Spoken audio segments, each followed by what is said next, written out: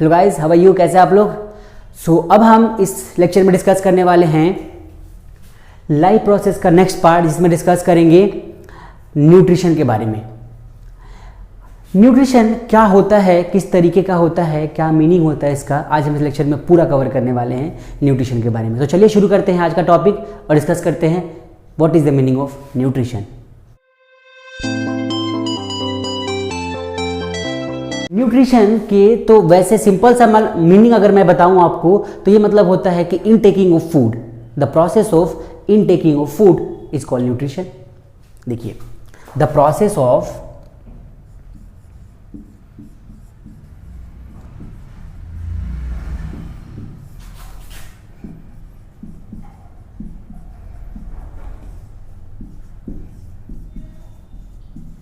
ठीक है, the process of intaking of food is called as nutrition.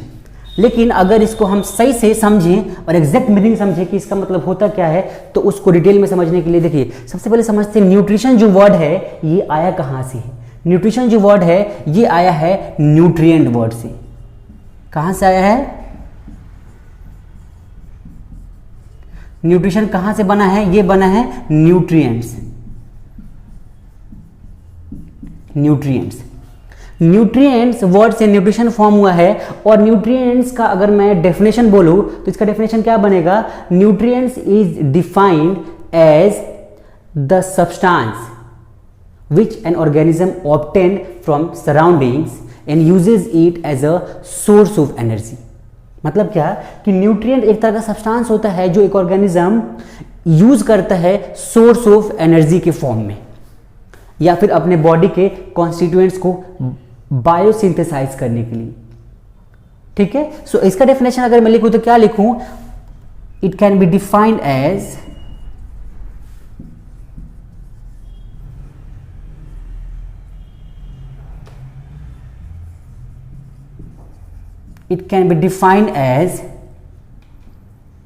the substance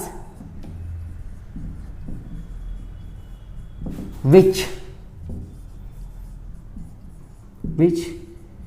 an organism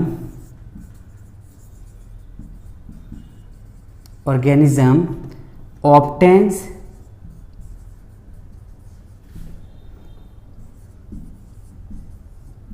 from surroundings and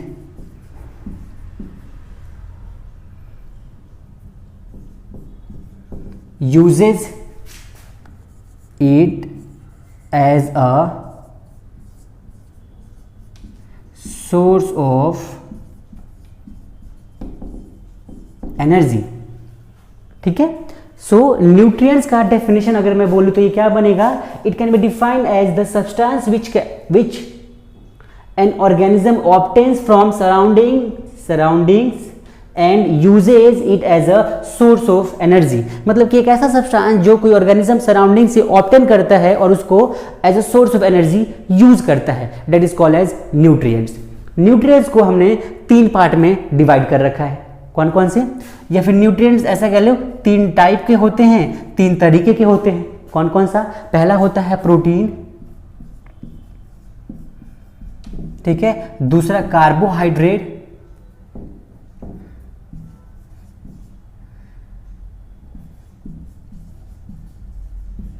और तीसरा होता है फैट। ठीक है, सो बेसिकली 3 टाइप के हमारे न्यूट्रिएंट्स होते हैं। किसी भी फूड को अगर हम ऑब्टेन करते हैं तो उस फूड के अंदर हमें 3 तरह के न्यूट्रिएंट्स या 3 तरह के सब्सटेंस मिलेंगे, and that substance and that nutrients are known as protein, carbohydrate and fats. ठीक है, सो ये अलग अलग फंक्शंस परफॉर्म करते हैं हमारे बॉडी के अंदर, इनका अलग अलग यूज होता है, अलग अलग तरीके से हमारे बॉडी को ग्रोथ करने में हेल्प करते हैं। ये आगे डिस्कस करेंगे इस टॉपिक को हम। तो ये हमारा न्यूट्रिएंट्स का डेफिनेशन है। अब देखिए, न्यूट्रिशन जो होता है हमारा हर ऑर्गेनिज्म का एक जैसा नहीं होता है। जितने भी ऑर्गेनिजम्स हमारे अर्थ पे हैं उन सभी ऑर्गेनिजम्स का न्यूट्रिशन एक जैसा नहीं होता है। अलग अलग तरीके से अलग अलग ऑर्गेनिजम्स अपना न्यूट्रिशन ऑब्टेन करते हैं। हर किसी का अलग अलग मूड होता है। सो यहाँ पे मोड ऑफ न्यूट्रिशन की अगर हम बात करें तो वो 2 तरीके का होता है। एक वो ऑर्गेनिजम्स जो अपने फूड को अपने आप बना लेते हैं, मतलब उनके बॉडी में फूड जो होता है उनका न्यूट्रिशन जो उनका होता है सेल्फ जनरेट हो जाता है, और एक जो अपने आप फूड को नहीं बना सकते। सो एक को बोलते हैं ऑटोट्रॉपिक, एक को बोलते हैं हेटरोट्रॉपिक। तो चलिए शुरू करते हैं इस चीज़ को, नोट कर लीजिए आप लोग इसे। देखिए ठीक है, सो न्यूट्रिशन अभी हम दो पार्ट में डिवाइड करने वाले हैं। कौन कौन सा? हम पढ़ते हैं मोड ऑफ न्यूट्रिशन। पहले हमने डिस्कस किया न्यूट्रिशन, अब हम पढ़ने वाले हैं मोड ऑफ न्यूट्रिशन। ठीक है, दो तरह के न्यूट्रिशन होते हैं हमारे, कौन कौन सा? एक होता है ऑटोट्रॉपिक,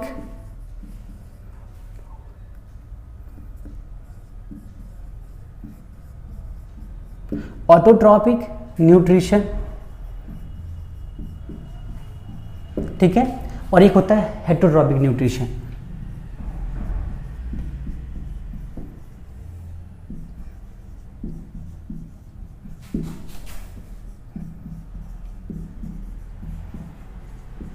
चलिए इसको समझते हैं क्या होता है।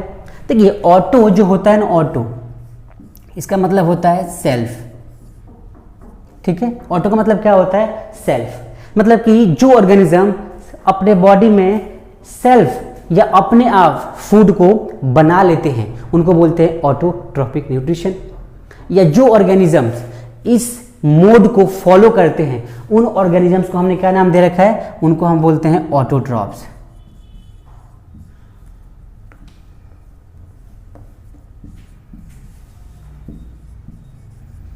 उनको बोलते हैं ऑटोट्रॉप्स।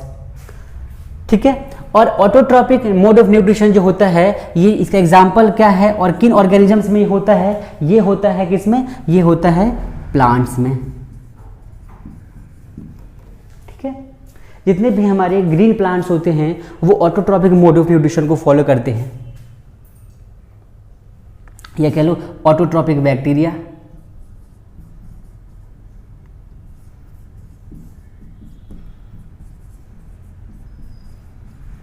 ठीक है, ठीक है, और भी ऐसे हो सकते हैं, बट बेसिकली इतना काफ़ी है समझने के लिए। प्लांट्स होते हैं, ऑटोट्रॉपिक बैक्टीरियाज होते हैं जो इन न्यूट्रिशन को फॉलो करते हैं। ठीक है, अब यहाँ पे समझते हैं हेटरोट्रॉपिक न्यूट्रिशन क्या होता है। हेटरोट्रॉप, हेट्रो का मतलब क्या होता है? हेट्रो हेट्रो हेट्रो का मतलब क्या होता है? अदर्स। क्या मतलब होता है इसका? अदर्स। ठीक है, इसका मतलब ही क्या होता है? अदर्स। इसका मतलब क्या था? सेल्फ। इसका मतलब क्या है? अदर्स, कि जो अपने फूड के लिए दूसरों पे डिपेंड हो। सो अगर इसको डिफाइन करना हो तो कैसे कर सकते हैं? इसका डेफिनेशन मैं नीचे लिखता हूं, देखिए ऑटोट्रॉपिक न्यूट्रिशन का डेफिनेशन क्या बनेगा? Such mode of nutrition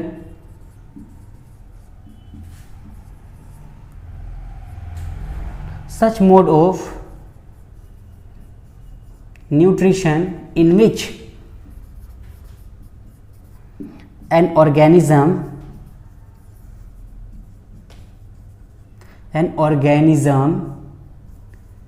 can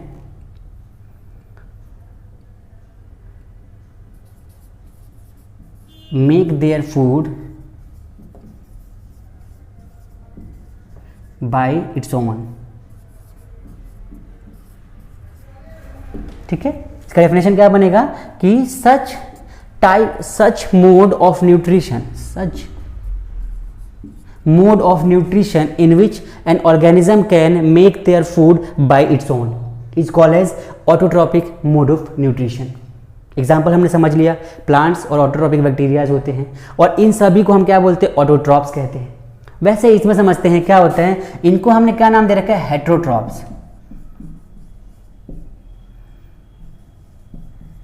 heterotrophs कहते हैं कि जितने भी ऑर्गेनिजम्स इस मोड ऑफ न्यूट्रिशन को फॉलो करते हैं उन सभी को हमने क्या नाम दे रखा है? हेटरोट्रॉप्स, जो दूसरों पे डिपेंड हो।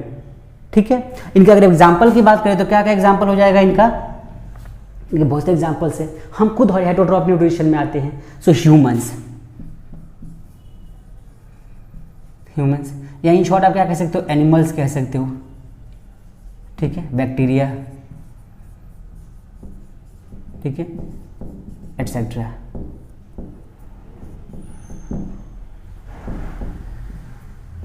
ठीक है, बैक्टीरिया एटसेट्रा। तो ये हमारे हेटरोट्रॉप के न्यूट्रिशन के एग्जाम्पल हो गए। अगर मैं डेफिनेशन की बात करूँ तो इसका डेफिनेशन क्या बनेगा, सेम डेफिनेशन बनेगा ऑटोट्रॉपिक की तरह, यहाँ पे हम नोट लगा देंगे, such mode of nutrition in which an organism can not make their food by its own. ठीक है, तो लिखते हैं सच टाइप ऑफ या such mode of nutrition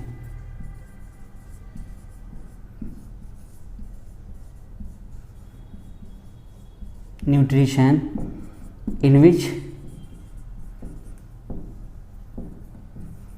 an organism cannot make their food by its own and that depends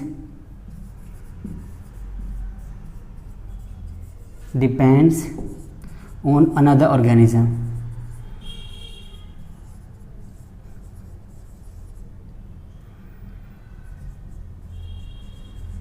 ठीक है, simple सा। जो अपना फूड खुद नहीं बना सकते हैं और जो अपने फूड के लिए दूसरों पे डिपेंड है, वो हमारे क्या होते हैं, हेटरोट्रॉपिक मोड ऑफ न्यूट्रिशन, या फिर कह सकते हो हेटरोट्रॉपिक या फिर हेटरोट्रॉप्स। ठीक है, ये हमारा न्यूट्रिशन का बेसिक कंसेप्ट है, ऑटोट्रॉपिक और हेटरोट्रॉपिक क्या होता है। ठीक है, ये इस बात पे है, इस बेस पे हमने इसको डिवाइड कर रखा है कि कोई भी ऑर्गेनिज्म अपना फूड खुद बना सकता है कि नहीं बना सकता। अगर बना सकता है तो उसको बोलेंगे ऑटोट्रॉप्स, और जो नहीं बना सकते उसको बोलते हैं हेटरोट्रॉप्स। ठीक है, अगर ये जो हमारे ऑटोट्रॉप्स होते हैं, ये जो फूड बनाते हैं, ये कहाँ से बनाते हैं, इनऑर्गेनिक सोर्स से बनाते हैं, जो हमें सराउंडिंग्स में मिलते हैं, इनऑर्गेनिक सोर्स, जैसे कि कार्बन डाइऑक्साइड, H2O एटसेट्रा। ठीक है, इस तरीके के इनका सोर्स क्या होता है, तो खुद डिपेंड होते हैं, तो ये लिख लो प्लांट्स। ठीक है, they are depending on plant, ये प्लांट से ऑब्टेन करते हैं अपना फूड। ठीक है, सो ये हमारी सोर्स ऑफ और बेसिक कंसेप्ट है न्यूट्रिशन का। अभी क्या है, न्यूट्रिशन जो होता है हमारा दो तरीके का हमें पढ़ना है चैप्टर में, कि nutrition in plants and nutrition in animals, कि एनिमल्स में न्यूट्रिशन कैसा होता है, किस तरीके का होता है, प्लांट्स में न्यूट्रिशन हमारा किस तरीके का होता है, कैसा होता है। सो डिस्कस करते हैं न्यूट्रिशन इन प्लांट्स। ठीक है, आप इसे नोट करिए, फिर आगे बढ़ते हैं।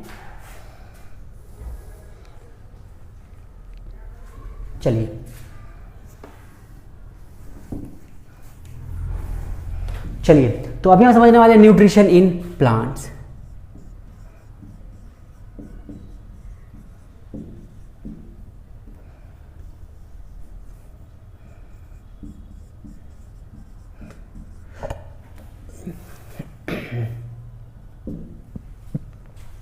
न्यूट्रिशन इन प्लांट्स को समझते हैं। देखिए क्या होता है, जितने भी प्लांट्स होते हैं उन सभी प्लांट्स के अंदर क्या होता है, क्लोरोप्लास्ट होता है।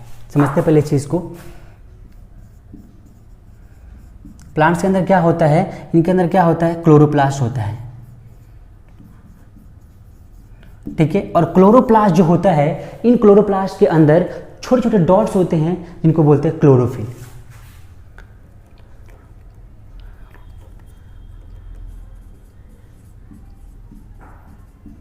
क्लोरोफिल होता है। क्लोरोप्लास्ट जो होता है, ये क्लोरोफिल होता है, ये कहाँ होता है, ये लीव्स के अंदर होता है, लीव। सो जो क्लोरोफिल होता है ना, क्लोरोफिल, इसका मेन फंक्शन क्या होता है कि क्लोरोफिल सनलाइट को एब्जॉर्ब कर सकता है। क्लोरोफिल के अंदर कैपेसिटी होती है कि ये सनलाइट को एब्जॉर्ब कर ले, और क्लोरोफिल के वजह से ही क्या होता है, जितने भी हमारे प्लांट्स होते हैं उनके जो लीव्स होते हैं उन सभी का कलर ग्रीन होता है, क्योंकि ये ग्रीन डॉट में होता है।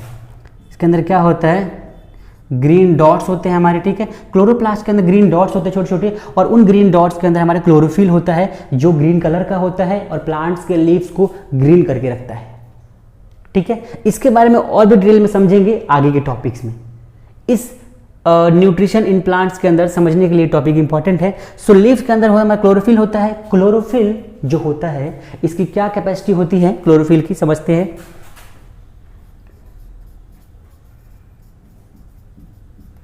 Chlorophyll, it can absorb sunlight.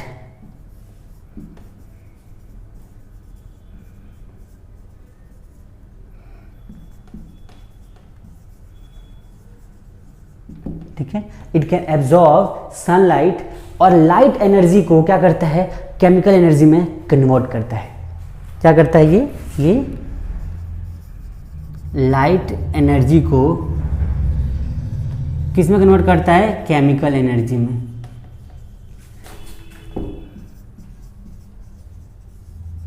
ठीक है, लाइट एनर्जी को केमिकल एनर्जी में कन्वर्ट करता है ये,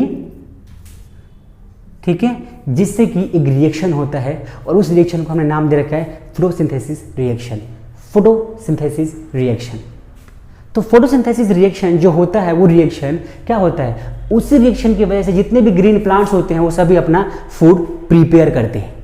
कैसे करते हैं समझते हैं। So next topic that we are going to discuss is photosynthesis process.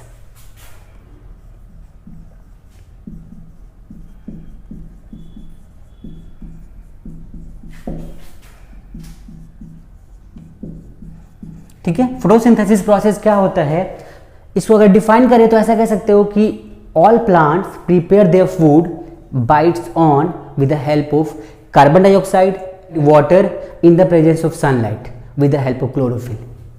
This reaction is called as photosynthesis reaction. कि जितने भी प्लांट्स, मैं इसको लिखता हूं समझिए आप लोग, plants can prepare their food by using CO2, H2O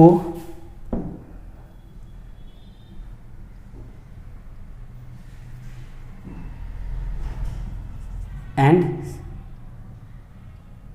chlorophyll and chlorophyll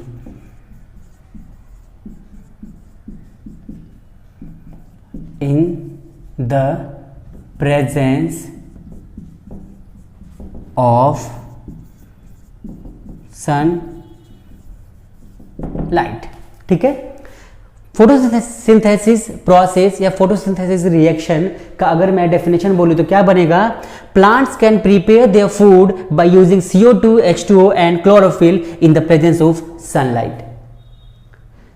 कि जो प्लांट्स होते हैं, प्लांट्स सनलाइट के प्रेजेंस में क्लोरोफिल की हेल्प से CO2 और H2O के थ्रू अपना फूड प्रिपेयर करते हैं and that complete reaction is called as photosynthesis reaction और फोटोसिंथेसिस प्रोसेस।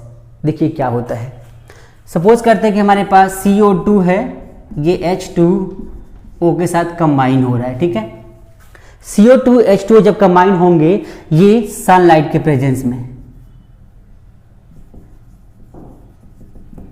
किसमें, सनलाइट के प्रेजेंस में। ठीक है, और क्लोरोफिल, ठीक है, क्लोरोफिल की प्रेजेंस, सनलाइट की प्रेजेंस में क्लोरोफिल तो हमारे होता ही है लीव्स के अंदर। यहां पे क्या होता है, फूड बनता है।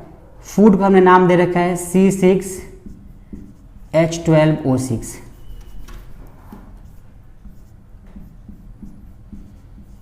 O6 और प्लस में ऑक्सीजन।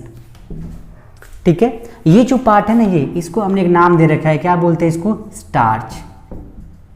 ठीक है, स्टार्च, ग्लूकोज भी कहते हैं इसको। ये प्लांट्स का फूड होता है जो प्लांट क्या करता है, अपने आप की ग्रोथ के लिए यूज करता है। स्टार्च जो होता है, स्टार्च प्लांट्स के अंदर हर टाइम होता है, क्योंकि प्लांट्स हर टाइम अपने आप को ग्रो करते हैं किसी ना किसी फॉर्म में, लीव्स के फॉर्म में, ब्रांचेस के फॉर्म में। ठीक है, और ये कह लो फ्रूट्स के फॉर्म में, हाइट के फॉर्म में, फ्रूट्स के फॉर्म में, या फिर फ्लावर्स के फॉर्म में। सो प्लांट्स का ग्रोथ हर टाइम होता रहता है और उस ग्रोथ के लिए क्या चाहिए, स्टार्च चाहिए होता है, जो कि प्लांट्स के अंदर हर टाइम होता है। अब ये क्या होता है, आप लोग सोचेंगे या सोचने वाली बात है कि सनलाइट तो दिन में होता है, नाइट में तो होता नहीं, तो नाइट में कैसे बॉडी या फिर कैसे प्लांट्स ग्रो करेंगे। तो जो भी एनर्जी बनती है दिन के टाइम में सनलाइट के प्रेजेंस में, वो सारी एनर्जी यूज नहीं होती प्लांट्स के थ्रू, वो स्टोर हो जाती है। और स्टोर हो जाने की वजह से क्या होता है कि उसको प्लांट्स रात में भी यूज कर सकते हैं, नाइट के टाइम में भी यूज कर सकते हैं। चलिए, CO2, H2O, सनलाइट और क्लोरोफिल के प्रेजेंस में क्या बनता है, स्टार्च बनता है और ऑक्सीजन। देखिए यहाँ पे ऑक्सीजन जो होता है वो वेस्ट प्रोडक्ट होता है किसका, प्लांट्स का। प्लांट्स को ऑक्सीजन की कोई ज़रूरत नहीं होती, ये उनके लिए वेस्ट होता है। और ह्यूमंस के लिए ऑक्सीजन एक बहुत ही इंपॉर्टेंट ऑक्सीजन गैस होती है, मतलब ह्यूमन के लिए ऑक्सीजन एक इंपॉर्टेंट गैस है, ह्यूमंस को रिक्वायरमेंट होती है और प्लांट्स के लिए वेस्ट होता है। और हमारा जो वेस्ट होता है कार्बन डाइऑक्साइड, वो प्लांट्स के लिए क्या होता है, इंपॉर्टेंट होता है, इसेंशियल होता है। सो प्लांट का इसेंशियल हमारे लिए वेस्ट है और हमारा वेस्ट प्लांट के लिए इसेंशियल है। इसका मतलब क्या हो गया, इसका मतलब ये हो गया कि प्लांट्स और ह्यूमंस, एनिमल्स एक दूसरे पर डिपेंड है। और शायद यही रीज़न है कि हमारे अर्थ पे लाइफ पॉसिबल है, क्यों, क्योंकि यहाँ पे प्लांट्स भी है और एनिमल्स भी है। सिर्फ प्लांट्स होंगे और एनिमल्स नहीं होंगे तो प्लांट्स ऑटोमेटिक सूख जाएंगे। क्यों, क्योंकि उनको कार्बन डाइऑक्साइड गैस नहीं मिलेगी जो कि हम फॉर्म करते हैं। एटमॉस्फेयर में है लेकिन हम फॉर्म करते हैं, वो ज़्यादा मैटर करता है। सो बेसिकली दूसरे पे डिपेंड होते हैं। एग्जाम में कई बार क्वेश्चन आता है what is the waste product of plant, या what is the waste product in photosynthesis reaction produced by the plants. So plants का जो वेस्ट प्रोडक्ट होता है वो फोटोसिंथेसिस प्रोसेस में प्रोड्यूस होता है, दैट इज ऑक्सीजन। अगर इसको बैलेंस करना चाहें तो आप कर सकते हैं। कार्बन 6 है, यहाँ पे कार्बन, यहाँ कार्बन 1 है, यहाँ 6 है, सो 6 कर देते हैं। ऑक्सीजन 12 हो गया और यहाँ पे ऑक्सीजन कितना है 17, यहाँ पे ऑक्सीजन कितना है 6, यहाँ पे 6 कर दीजिए, 6 2 ज़ा 12 और 6 18, यहाँ पे 6 है, 6 2 ज़ा 12 18। ठीक है, बैलेंस हो गया इस तरीके से। सो ये बैलेंस्ड रिएक्शन हो गया हमारा फोटोसिंथेसिस प्रोसेस का। यहाँ पे फोटोसिंथेसिस रिएक्शन जो है हमारा, ये और भी इसके अंदर और भी टर्म्स है जो समझते हैं। CO2, H2O ये कैसे आते हैं, किस तरीके से आते हैं, जिसको समझते हैं। चलिए इसको नोट कर लीजिए आप लोग।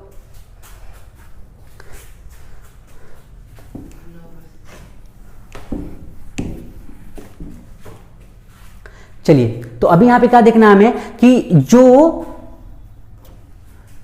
फोटोसिंथेसिस रिएक्शन होता है उसके लिए रॉ मटेरियल कौन कौन से होते हैं। कई बार क्वेश्चन आता है एग्जाम में, what are the raw materials, या how raw materials obtain in the reaction of photosynthesis, ऐसा कुछ। सो क्या होता है, रॉ मटेरियल्स की बात करते हैं।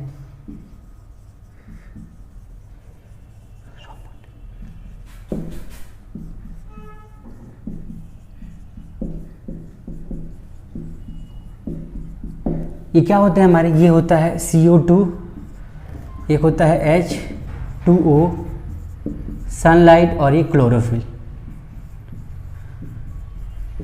ठीक है, ये 4 हमें रॉ मटेरियल्स होते हैं। CO2 जो होता है, ठीक है, रॉ मटेरियल, ये हमें एटमॉस्फेयर से मिलता है। H2O हम खुद प्लांट्स को देते हैं, वाटरेट करते हैं प्लांट्स को, इरिगेट करते हैं कह लो। सनलाइट सन से मिलता है, क्लोरोफिल में प्लांट्स के अंदर ऑलरेडी लीव्स के अंदर होता है। अब यहाँ पे क्या है कि जो रॉ मटेरियल हमारा होता है, इन रॉ मटेरियल को तो हम समझ गए, लेकिन यहाँ पे एक चीज़ और है, डिफ्यूजन और ऑस्मोसिस।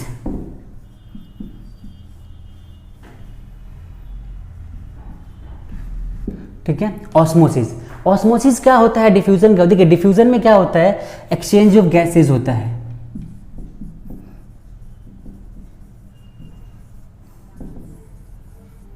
ठीक है, क्या होता है कि जब भी अच्छा, ये जो फोटोसिंथेसिस रिएक्शन होता है ये लीव्स के अंदर होता है।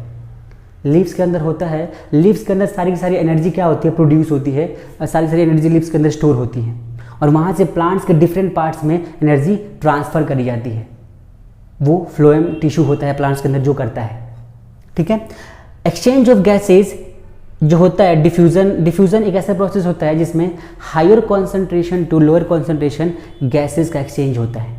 गैसेज जो होती है higher concentration to lower concentration move करती है, and that process is called as diffusion. अगर ऑस्मोसिस की बात करें तो osmosis is also a spontaneous movement of water from higher concentration to lower concentration by SPM, semi permeable membrane.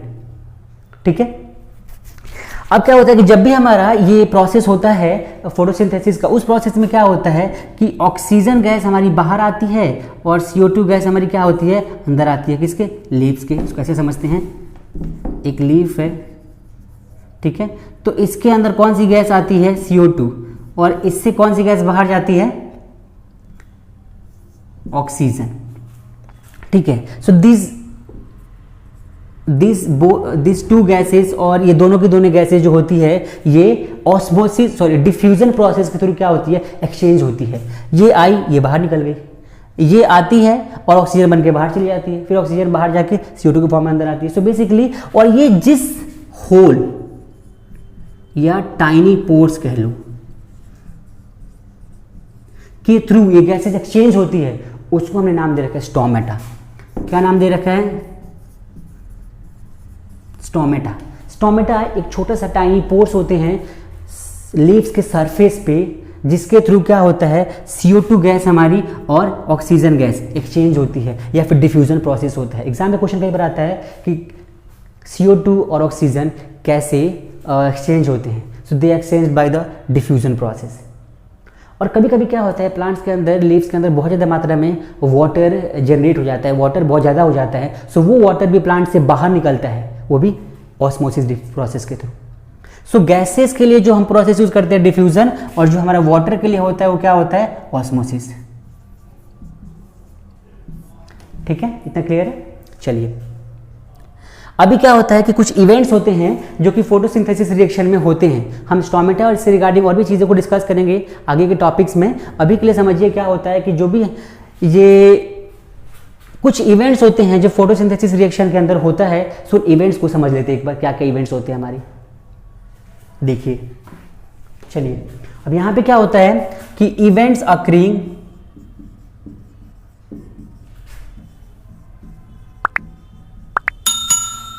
During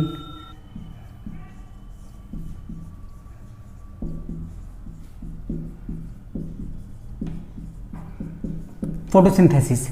photosynthesis के time पे जो भी हमारा इवेंट होता है वो कौन कौन से इवेंट्स होते हैं। पहला इवेंट जो होता है वो क्या होता है, एब्जॉर्प्शन ऑफ सनलाइट। सनलाइट को एब्जॉर्ब करना कौन करता है, chlorophyll. So absorption of sunlight bye chlorophyll.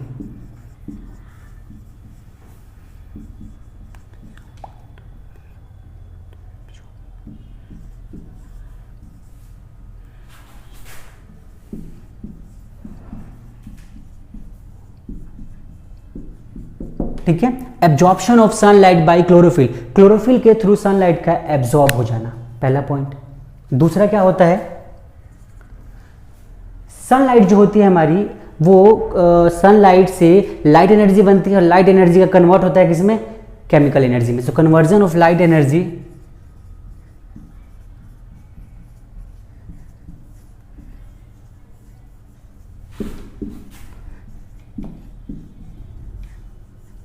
Light energy into chemical.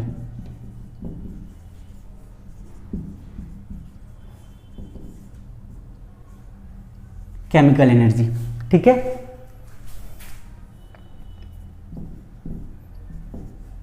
ठीक है, इंटू केमिकल एनर्जी। तीसरा पॉइंट क्या होता है, जो हमारा वाटर मॉलिक्यूल होता है, वाटर मॉलिक्यूल को ब्रेक किया जाता है हाइड्रोजन और ऑक्सीजन के फॉर्म में। सो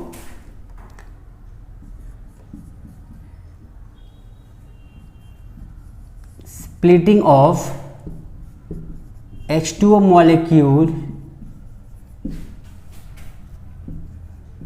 into oxygen and hydrogen।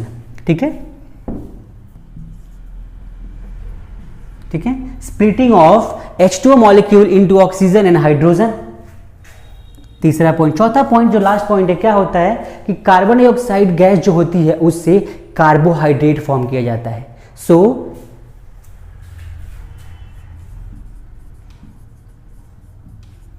Conversion of carbon dioxide gas into to carbohydrate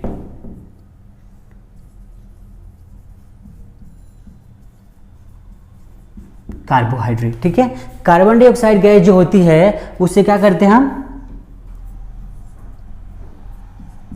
carbohydrate में कन्वर्ट किया जाता है, और इस वजह से क्या होती है हमारी की पूरी स्टार्च फॉर्म होती है और ऑक्सीजन गैस रिलीज होती है, और जो रिएक्शन होता है वो क्या होता है, ये वाला CO2 प्लस H2O और यहाँ पे क्या बनेगा C6H12O6 एंड ऑक्सीजन।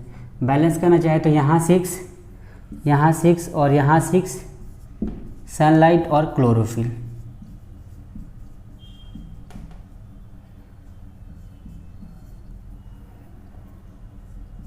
ठीक है, ये हमारा कंप्लीट रिएक्शन होता है। CO2 जो होता है कार्बोहाइड्रेट में कन्वर्ट होता है and this part is called as starch. ठीक है, इसको कार्बोहाइड्रेट भी कहते हैं। ठीक है, so conversion of carbon dioxide gas into carbohydrates. So ये हमारे इवेंट्स होते हैं जो कि फोटोसिंथेसिस रिएक्शन के अंदर होता है और कंप्लीट रिएक्शन होता है। तो चलिए आज की क्लास में इतना ही रखते हैं। ठीक है, बाकी अगर कोई टॉपिक मिस हो गया हो तो आप मुझे कमेंट करिएगा, उसको रिप्लाई करेंगे आपको।